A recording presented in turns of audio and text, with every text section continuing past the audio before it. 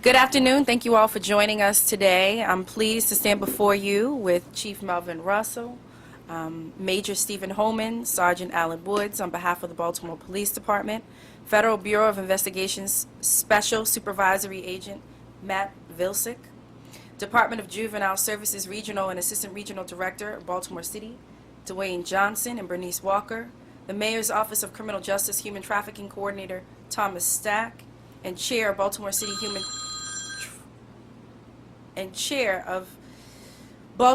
Human Trafficking Collaborative, Councilman Christopher Burnett, to announce the indictment of a major human trafficking operation in the city of Baltimore.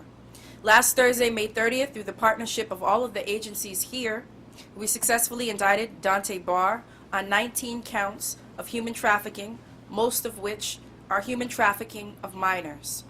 Although Mr. Barr is innocent unless and until proven guilty, through the course of nearly a year-long investigation originally derived from a community tip given to the Department of Juvenile Services agent, it is alleged that Mr. Barr was involved in a human trafficking scheme where approximately 25 women, the majority of which were vulnerable minors, that were coerced, recruited, transported, threatened, sexually abused, and/or induced by Mr. Barr to perform unlawful sexual acts for his financial gain.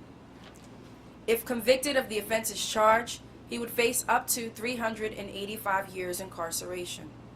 As we've recently become aware, human trafficking is a form of modern-day slavery that involves the use of force, fraud, and/or coercion to recruit, transport, abduct, or deceive vulnerable individuals, including children, as a means to obtain some type of labor or commercial sex act. Every year, millions of these individuals are trafficked in countries around the world, including the United States, generating billions of dollars in profit.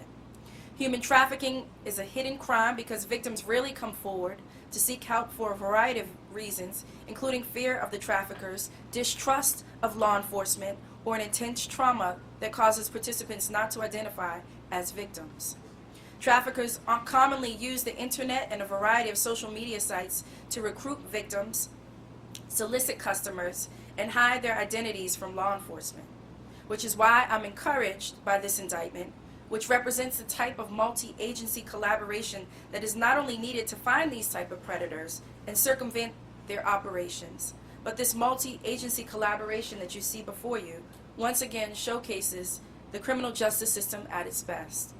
So with that, I would especially like to thank my Chief Deputy, Michael Schatzow, Deputy of Major Crimes, Patricia DeMayo, Chief of our Major Investigations Unit, Gerald Collins, and his entire team of talented prosecutors, including Assistant State's Attorney Richard Gibson, who also led this investigation, Assistant State's Attorney Rena Cates, Juvenile Human Trafficking Coordinator at the time of this offense, or these charges.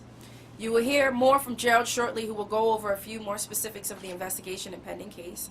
And as previously stated, it should be noted that the indictment is a mere allegation and that this individual is presumed innocent unless and until proven guilty in a court of law. And now I'd like to turn it over to we'll be turning it over to Councilman Christopher Burnett. Thank you, Madam State's Attorney. I'll keep my remarks short and sweet. I co-chair the Baltimore City Human Trafficking Collaborative, and on behalf of that collaborative, I'd like to extend a huge thank you to the hard work of our law enforcement partners and the State's Attorney's Office in bringing this indictment forward. It is a huge priority for the collaborative to hold folks accountable for their actions in taking advantage of our young people in the city of Baltimore, and we are committed to leveraging resources and continuing to create an environment of collaboration and partnership to hold traffickers accountable and show folks that Baltimore is not the place, this is not the region to take these actions. And we will continue to fight for our young people who both traffic, both sexually and in labor trafficking, to make sure that they have everything they need to return home into their communities and move their lives forward. So again, thank you to everyone who made this a possibility. Thank you. Gerald.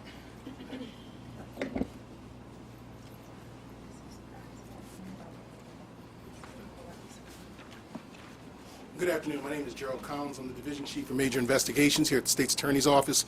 I'd like to draw your attention to the presentation. First, before we get started, I'd like to thank our law enforcement partners.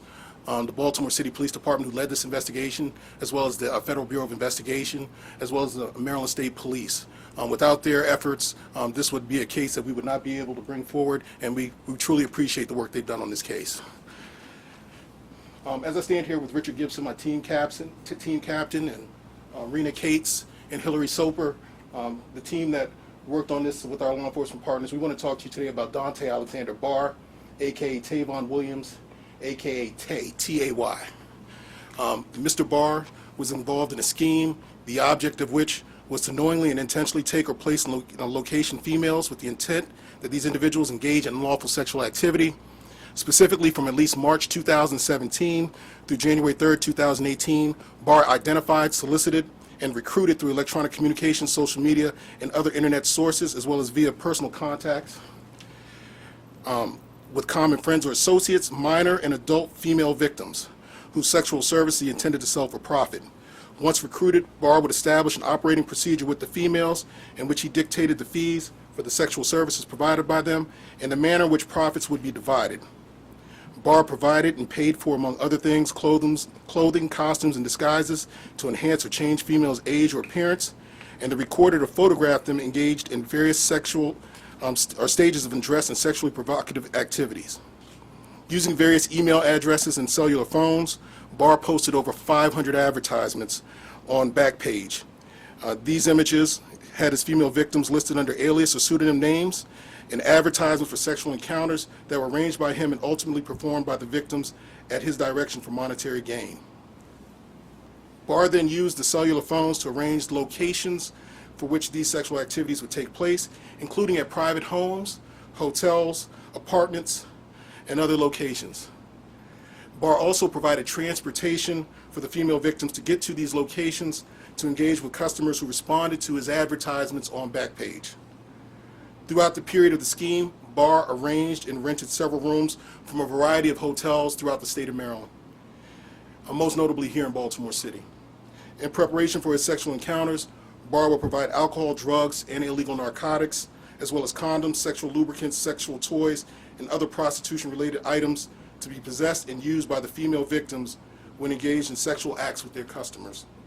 Following the sexual encounters, Barr would collect profits obtained and owned by the female victims based on the prices he set and for the services that they were to provide. At times, Barr would coerce or threaten the female victims. He would sometimes have sexual intercourse with the victims. He would assault them sexually. He would forbid them from leaving. And he sometimes would withhold money in order to keep them engaged in this human trafficking operation. On or about January 3rd, 2018 of this year, Baltimore police detectives and agents with the Bureau of Federal, the FBI, the Federal Bureau of Investigation, they conducted a sting in which they contacted Barr via his cellular phone in response to an ad that he had posted on Backpage. In response, Barr negotiated a price and a service for sexual activity with an underage minor. Once that was set up at a local hotel, law enforcement responded to that location and arrested him. Now, in our indictment, we have 8 specifically named individuals. Our indictment also alleges that there were several other victims who are unknown to the grand jury, but they're known by pseudonym names that were posted on the Backpage site. Over the course of this investigation, investigators determined, as the state's attorney has said, that there were numerous victims, upwards of 20 victims, who were identified as being associated with this operation. As the state's attorney has also noted, Barr has been charged in a 19-count indictment. As the state's attorney also has said, remember that the indictment is only an allegation, and the defendant is presumed innocent unless until proven guilty beyond a reasonable doubt before a court of law. So counts 1 and count 2 are 2 general counts that speak to all of the victims in the case. Count 1 is human trafficking by persuading, inducing, enticing, or encouraging a minor to be taken to or placed in any place of prostitution. And count 2 is solicitation of a minor generally to engage in prostitution and human trafficking. Next slide, please. Count 3 refers to a person we have identified for this presentation as minor victim number 1. There's 1 count of human trafficking in count 3 by taking or causing a minor to be taken to any place for prostitution. Count 4, human trafficking by placing, causing to be placed, or harboring another in any place for prostitution. Count 5, human trafficking by persuasion, inducing, enticing, or encouraging a minor to be taken to a place or any place for prostitution. And count 6, human trafficking by receiving or acquiring money or proceeds from the earnings of a person engaged in prostitution. And specifically as relates to this victim, count number 7 is a third-degree sexual assault of a minor, where a person over 21 who it's alleged is the defendant engaged in sex with a person under the age of 16 who would be this specific victim here. Next slide, please. Counts 8 through 11 refer specifically to identified minor number 2, and those are similar counts as the ones that you saw with identified victim number 1, except there's not a sexual assault charge for this victim. Counts 12 through 15 are the same counts as well, but they are specifically as it relates to identified minor victim number 3. And counts 16 through 19 apply to identified victim number 4. Once again, we'd like to thank our law enforcement partners for their work on this case. Our investigators spent many tireless hours working on this investigation. Without them, we would not have been able to bring, hopefully, Mr. Barr to justice as it relates to this investigation. And with that, I guess, take any questions. Questions? No? What is the age range of the victims? Like, they're minors, but are they, like, how? So the age range, you want to answer that? So throughout the course of the investigation, 15. we had victims who were identified as young as 15 years old, and one who was identified as old as 18 years old. So there's an age range of 15, 16, 17, 18, through that range. Can you talk a little bit more about how, like, he found these girls and how he sort of got them into this? Well, as I said during the presentation, Mr. Barr would identify people through social media and through common acquaintances, and then through that he would then try to solicit them to become part of this operation. But can you say any more, like, how did you know, or? No, I cannot. Other than what's outlined in the indictment, which kind of outlines how he did that. The solicitation online.